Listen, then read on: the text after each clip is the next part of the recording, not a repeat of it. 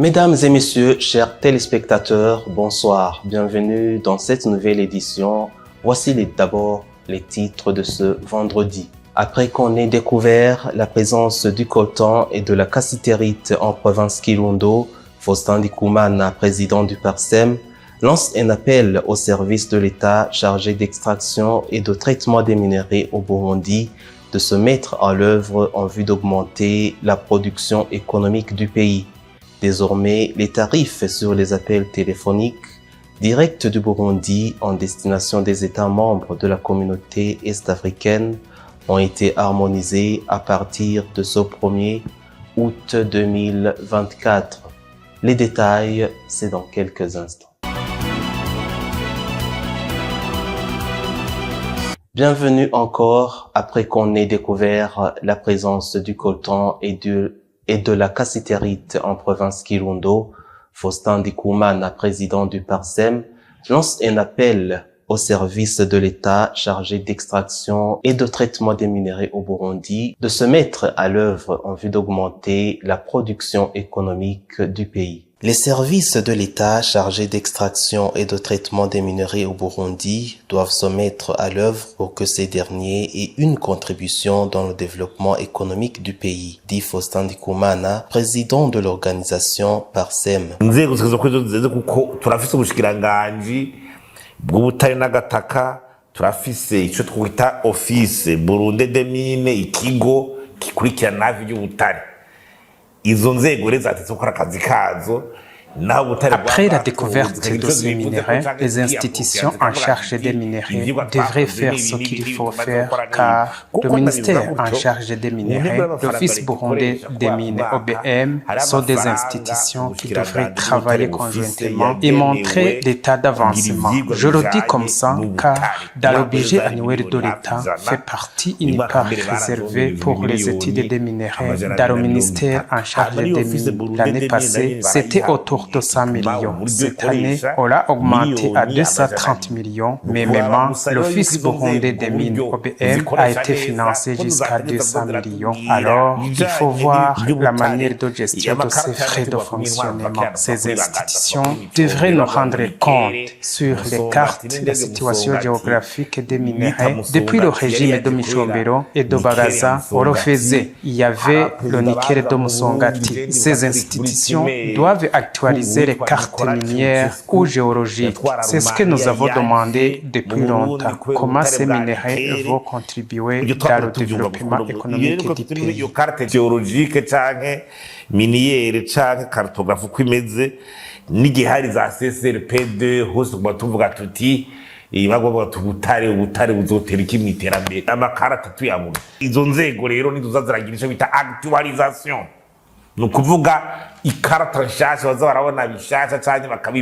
Il lance un appel à l'État que ces minerais seraient traités au Burundi et vendus sur les comptoirs internationaux sous forme de produits finis. Burya économie des matières premières ibihugu n'ibivuga ngo kugira ngo bitere imbere ngo vyo kwizirama ngo ubutare bifise gusa. Nibaza yuko hageze igihe ko n'ibihugu bikenye bibanza kugira ico bita. Pour que le pays puisse se développer, ce n'est pas seulement avoir la matière minière. Il faut que le pays traite ces minerais à l'échelle des produits finis, afin de les vendre à grande valeur au lieu de vendre la matière brute. C'est vraiment regrettable de voir la valeur des ordinateurs, des véhicules et des batteries qui sont fabriqués à base de nos minerais. On trouve que c'est incomparable de la valeur des minerais à la valeur des produits dérivés. Usanga nk'ubutare ari nka 4% y'igiciro cyose cy'ico kintu kiba cyahinguwe.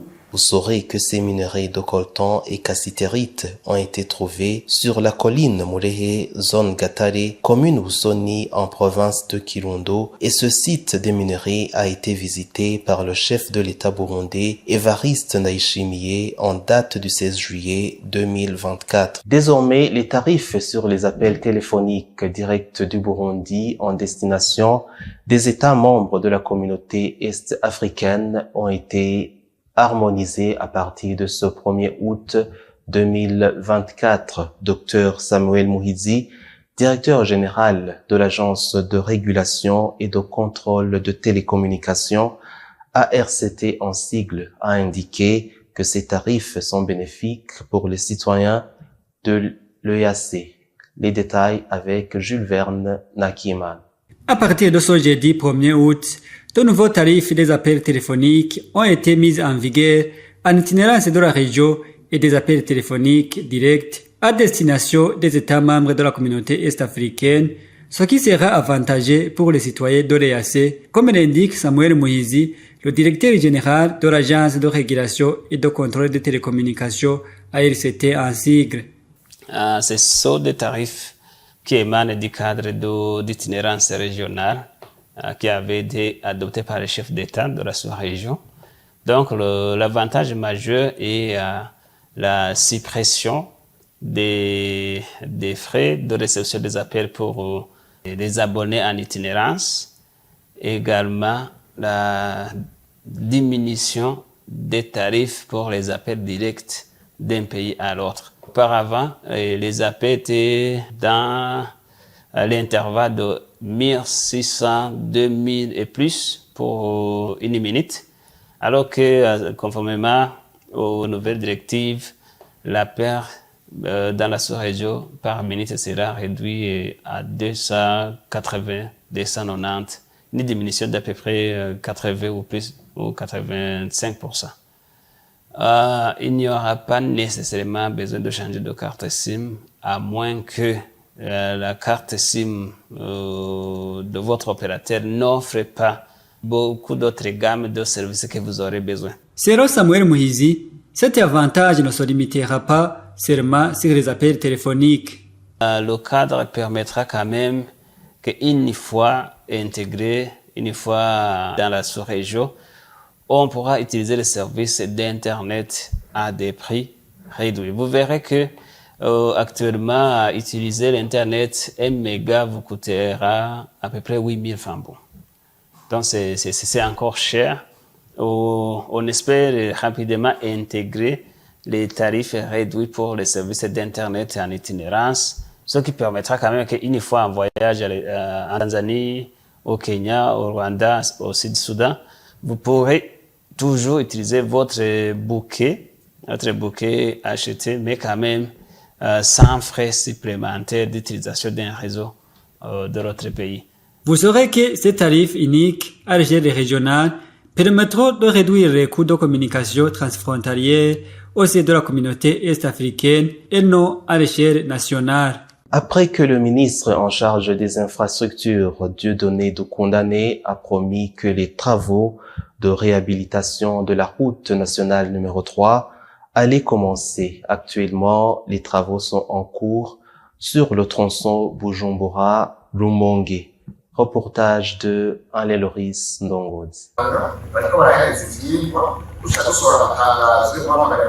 Maintenant, les études sont en cours et très bientôt, on va sortir les communiqués avec les sociétés qui sont en train d'exécuter les travaux.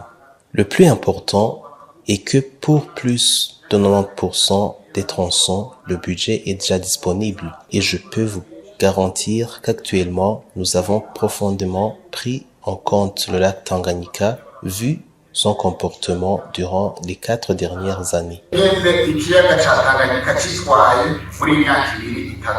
C'était le 28 juin lors de l'émission publique animée en province Makamba par le ministre du gouvernement burundais. Ici, Dieudonné Doukoundane, ministre des Infrastructures, était en train de répondre sur la question concernant la route nationale numéro 3, l'occasion de lancer un mot d'espoir à la population burundaise. Même le directeur général de l'agence routière du Burundi, ARB en sigle, lieutenant-colonel Bigirimana Constantin, avait lancé un cri d'espoir à la population burundaise. L'entreprise chinoise nous a demandé un certain temps de mobilisation du personnel. Parce qu'avec le départ de l'ancienne mission de contrôle, l'entreprise a démobilisé son personnel. Ils ont pris des congés, ils reviennent avec le mois de mars. Donc cette transition, elle est gérée en remettant en état de praticabilité la route. Mais d'ici peu, parce que l'ordre de service pour le redémarrage des travaux est déjà signé. Alors maintenant, l'état des lieux devient de plus en plus convaincant car les travaux sont en cours, même si il est presque impossible de préciser le délai exact des travaux. Et la population environnante demande à ce que les travaux soient enchaînés et finalisés dans les courts délais, car cette route est d'une grande importance pour elle dans son autonomisation. Vous saurez que le changement climatique est l'un des facteurs principaux qui font que ces travaux traînent. 2 autres athlètes burundais vont apparaître sur la scène des compétitions des Jeux olympiques ce vendredi, après que 2 autres ont été éliminés.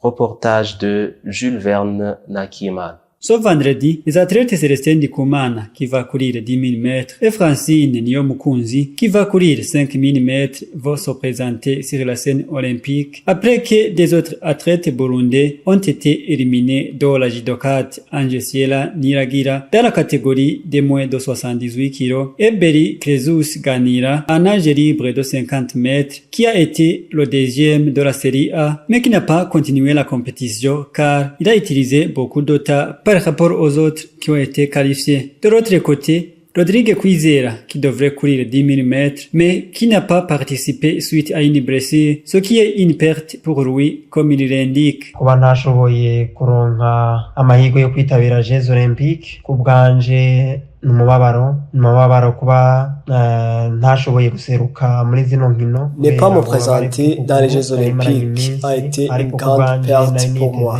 qui devrait me présenter pour la première fois dans cette compétition. Mais ça n'a pas marché suite à une blessure à la jambe que je pensais me remettre avant le début des Jeux Olympiques et ça n'a pas été le cas. Je n'ai pas fait des entraînements suffisants pour avoir l'espoir de l'emporter la médaille car se présenter seulement n'a aucune signification. Les participants d'une telle compétition ont tous l'espoir de remporter une médaille. Mais comme c'était difficile pour moi, j'ai pris une décision de prendre un repos comme les médecins aussi me l'ont conseillé pour qu'ils consultent d'abord mon état de santé. Nabona yuko nobanza nkaruhuka kuko ni navyo abaganga bari bambwiye kugira ngo mbanze nduhuke bangirire entretien byose barabe ingene meze. Vous saurez que le Burundi a été représenté par 7 athlètes, dont 3 qui ont été éliminés et 4 qui sont encore dans la compétition. Aux Jeux Olympiques, le Burundi a déjà remporté des médailles, dont une en or, décrochée en 1996 par Veniste Nyongabo et celle d'argent, remportée par Francine Nyonsaba en 2016. Et avant de clore ce journal, je vous propose à suivre l'actualité internationale.